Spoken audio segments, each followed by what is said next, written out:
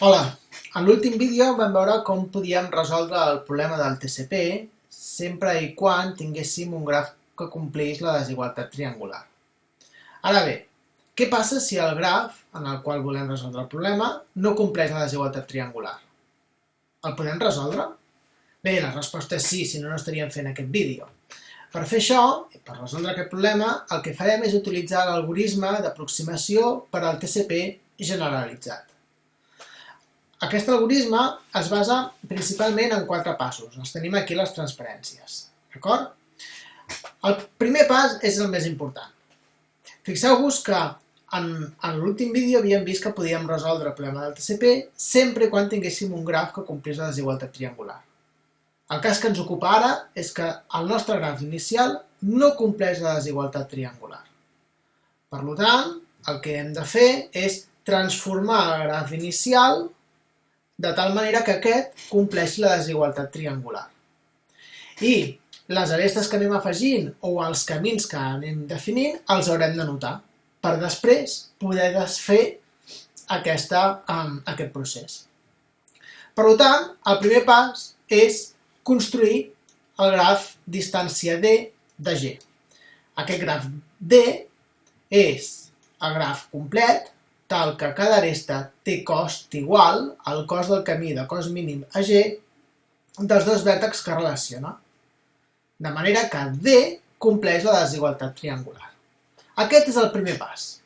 Molt bé, partim d'aquest graf d'aquí, sobre el qual volem resoldre el problema del TCP. Aquest, evidentment, no és un graf que compleixi la desigualtat triangular per diferents casos. Fixem-nos. L'aresta o el camí per anar del node del C al D no és l'aresta directa perquè no existeix, per tant és necessari passar per un tercer vèrtex. En aquest cas seria doncs C, B, D. Sí?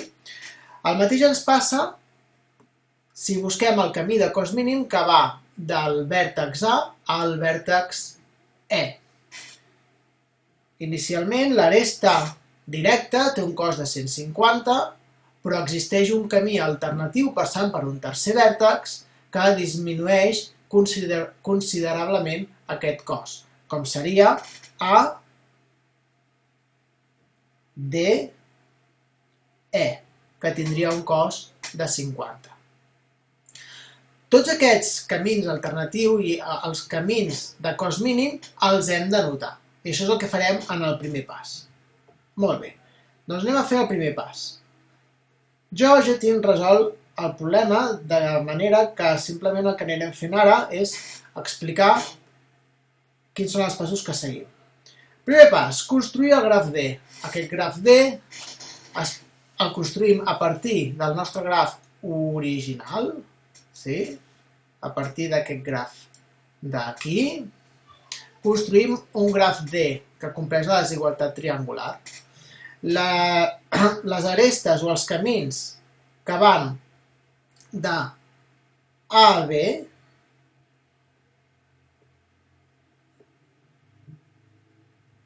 el camí de cost mínim és el format pel ADB. El camí de cost mínim AC està format per ADBC. ADBC del graf original, important, del graf aquest d'aquí, que estic movent ara, d'aquest graf d'aquí.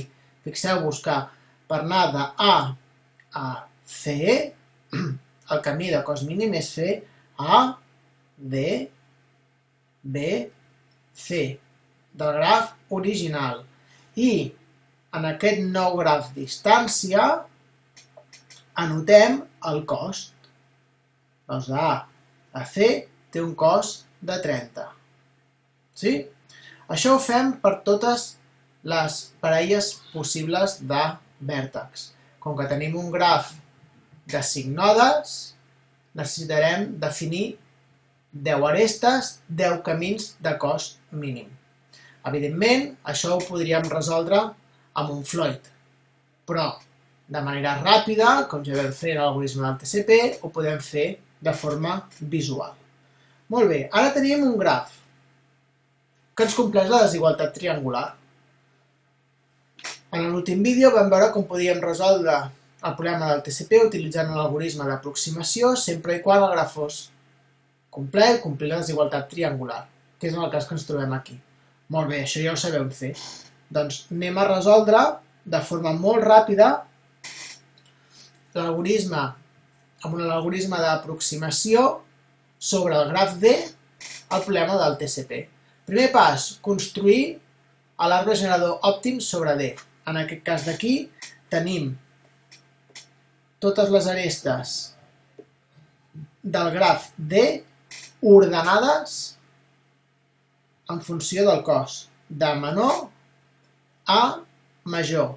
Anirem afegint les arestes. Ho faig molt ràpid. L'aresta, perquè ja ho sabeu fer, l'aresta BC la podem afegir, l'aresta BD la podem afegir, la AD la puc afegir, sí, aquestes tres primeres les he afegit, la CD doncs no la puc afegir perquè crearia un circuit, la AB no la puc afegir perquè crearia un circuit, la AC tampoc la podem afegir perquè ens crearia un circuit i finalment l'aresta DE sí que la podem afegir perquè no ens defineix cap circuit. Molt bé, tenim definit l'arbre generador òptim. El següent pas és seleccionar el conjunt de vèrtexs de grau senar sobre aquest graf. Els tenim aquí seleccionats, tenim els vèrtexs A, C, D i E, que són els de grau senar, i ara hem de mirar com els podem aparellar de forma òptima. Això ho fem molt ràpid, d'acord? Ja ho vam veure en l'altre vídeo, si teniu dubtes, repasseu-lo. Fem la suma dels camins de cos mínim que uneixen els vèrtexs de grau senar. En aquest cas, les tres opcions que tenim és unir el AC amb el DE, segona opció AD amb CE, que aquesta té un cost de 60, i l'última opció, la AE més la CD, que té un cost de 65. El conjunt de parelles de vèrtex que ens incrementen amb menys unitats al nostre graf és unir o afegir les arestes de forma artificial AD més CE. Doncs és el que anem a fer. Anem a duplicar la AD i anem a afegir la EC. Molt bé. Això és el que hem fet en el punt 3.3. A partir d'aquí hem de trobar el circuit eulerià. Sobre què? Sobre el graf T', que és havent afegit les arestes de forma artificial. Doncs definim un circuit eulerià. Per exemple, doncs A, D, B, A, D, B, C, E, D i A. Molt bé, tenim definit el circuit eulerià. El següent pas és definir el circuit hamiltonià. Recordeu que el circuit hamiltonià es troba posant en ordre d'aparició els nodes del circuit eulerià sense repetir. El primer node que apareix és l'A, posem l'A, després ve el B, posem el B, el D, perdoneu, a continuació ve el B, a continuació ve el C, a continuació el E, i després ve el D, però com que el D ja l'hem posat en el nostre circuit hamiltonià, no l'hem de tornar a afegir, i ja finalment afegim l'A, que ens tanca el circuit. Noteu que aquest circuit hamiltonià que acabeu de trobar és pel graf que compleix la desigualtat triangular, que és aquest d'aquí. Però aquest no és el graf que teniu vosaltres. El graf original és el que no ens compleix la desigualtat triangular, aquest d'aquí. Quina és la relació que tenim entre aquests dos grafs? Doncs un conjunt d'arestes artificials que hem afegit de color groc, aquestes d'aquí. Per tant, el que heu de fer ara és dir, molt bé, hi ha un conjunt, el circuit hamiltonià que he trobat sobre el meu graf D, l'he de descodificar. És a dir, he de transformar h sub a substituint les arestes pels camins trobats en el pas 1. Molt bé, anem a fer-ho.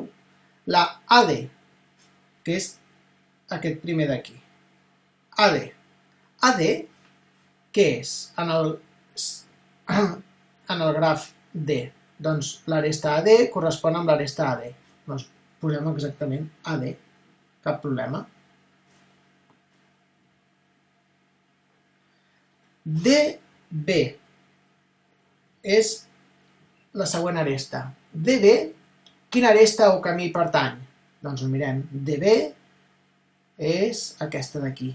DB és el mateix que BD, perquè el graf és simètric, per tant, posem DB. El següent pas és BC. Molt bé, anem a buscar BC, i BC és aquesta d'aquí. És exactament el mateix. L'aresta BC coincideix amb l'aresta directa DC. Doncs posem BC.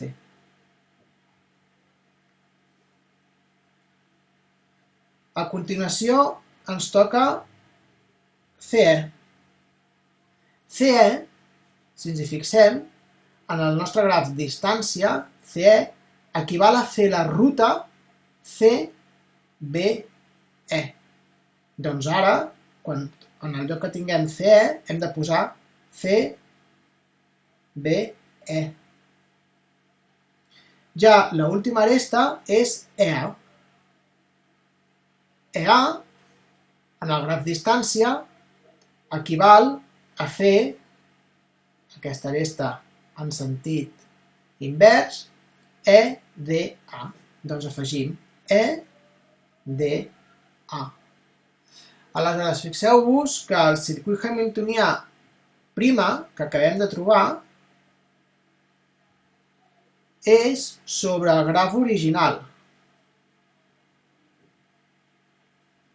mentre que el HA que havíem trobat era sobre el graf de distància.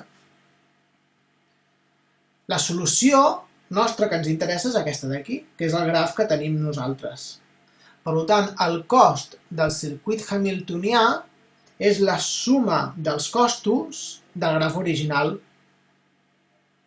G, aquest d'aquí, que en aquest cas és 15 més 10, més 5, més 5, més 40, més 35, més 15, que és igual a 125. Sí? Molt bé, espero que hagi quedat clar, i si no, no tingueu dubtes en preguntar a través del fòrum.